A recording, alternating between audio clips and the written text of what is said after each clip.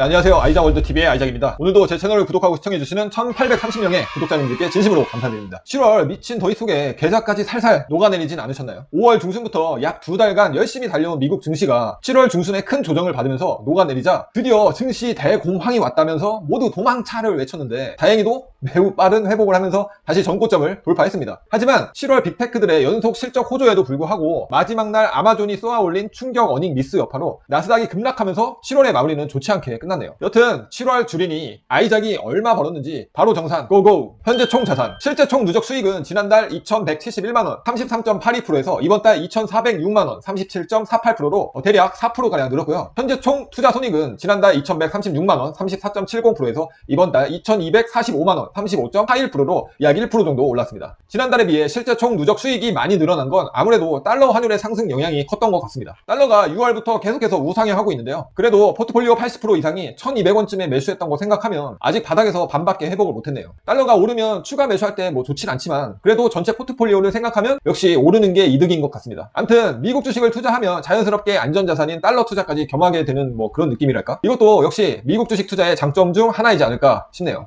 이번 달 실현손익. 네, 이번 달 실현손익은 없습니다. 이번 달도 현재 투자하는 회사들과 계속해서 동행을 할 예정입니다. 현재 보유 종목들. 총 투자손익은 지난달 2141만원 34.75%에서 이번 달 2236만원 35.4%로 약 1%가량 올랐고요. 이번 달 현재 보유 종목에 관한 건 크게 두 가지로 나눠볼 수 있는데 첫 번째 이제 고배당주 신규 매수를 계속해서 실패했습니다. 몇 달 전부터 계속해서 고배당주 한두 종목을 신규 매수하려고 관심 종목에 넣어두고 쭉 지켜봐왔는데 크게 조정 한번 왔을 때마저 이 고배당주에는 별 타격이 없더라고요. 아 이런 젠장. 참고로 제가 3월과 5월 시점 기준으로 제 채널에 소개해드린 고배당주들의 주가가 우상향하는 모습을 보여서 제 영상을 참고하시고 매수하신 분들은 지금쯤 수익률이 나쁘지 않겠구나 하며 다행이다라는 생각이 드는 반면 아 왜 그때 나는 안 샀을까 뭐 이런 후회가 좀 밀려오더라고요. 어쨌든 고배당주는 성장성을 최우선으로 삼는 것이 아니기에 아무래도 진입 가격이 중요한데요. 원하는 가격이 오지 않아서 지금 계속 관망만 하고 있습니다. 하지만 뭐 떠날 버스가 돌아오기만 기다리지 않고 현재 저평가 고배당주를 계속해서 발굴해 나갈 생각입니다. 그리고 두 번째로는 핀터레스트가 2분기 실적 발표 후 떡락을 했는데요. 저는 여기서 추가 매수 10주를 했습니다. 바로 어제 30일 7월 마지막 장에서 제가 들고 있던 핀터레스트가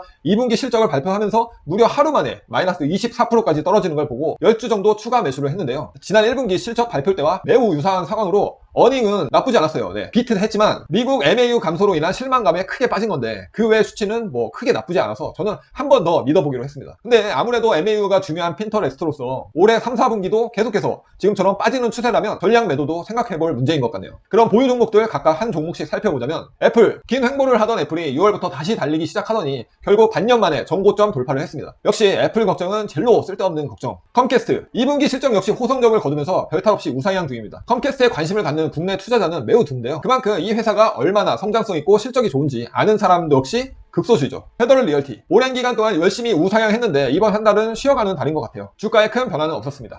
구글의 주가 그래프를 보면 정말 경이로운데요. 올해 들어 횡보하는 빅테크들이 많은데 반면 구글은 아랑곳하지 않고 쭉쭉 우상향 중인데 21년 2분기 실적 역시 정말 압도적으로 최고였습니다. 어느새 저의 테슬라 수익률을 다 따라왔네요. 존슨앤존슨 딱히 이렇다 할 큰 호재도 없지만 그냥 주가도 지속적으로 우상향하고 있고 변동성은 작지만 그만큼 단단한 회사죠. 마이크로소프트 애플과 함께 제일 쓸데없는 걱정이 마이크로소프트 걱정인 듯 합니다. 뭐 알아서 잘 오르고 있어요. 니콜라 트레버 밀턴 이 새끼 그냥 결국 사기꾼으로 판명이 됐습니다. 역시 그냥 없다 생각하고 얘는 버린 주식이에요. 오메가 헬스케어 코로나 상황이 개선이 안 되면서 반년 넘게 횡보하고 있지만 헬스케어 산업 자체의 비전에는 크게 의문을 품고 있지 않습니다. 테슬라 반년 동안 600달러대에서 오르락 내리락 횡보하는 중인데요. 아마 주가가 10년치 오를 걸 1년 만에 다 땡겨가지고 선반영 하다 보니까 앞으로 긴 횡보가 될 수도 있겠다 뭐 이런 생각은 듭니다. 이젠 웬만해선 크게 오르지도 않고 크게 떨어지지도 않네요. 핀터레스트 지난달 플러스 22%에서 마이너스 7%까지 거의 30%가량 폭락한 핀터레스트인데요.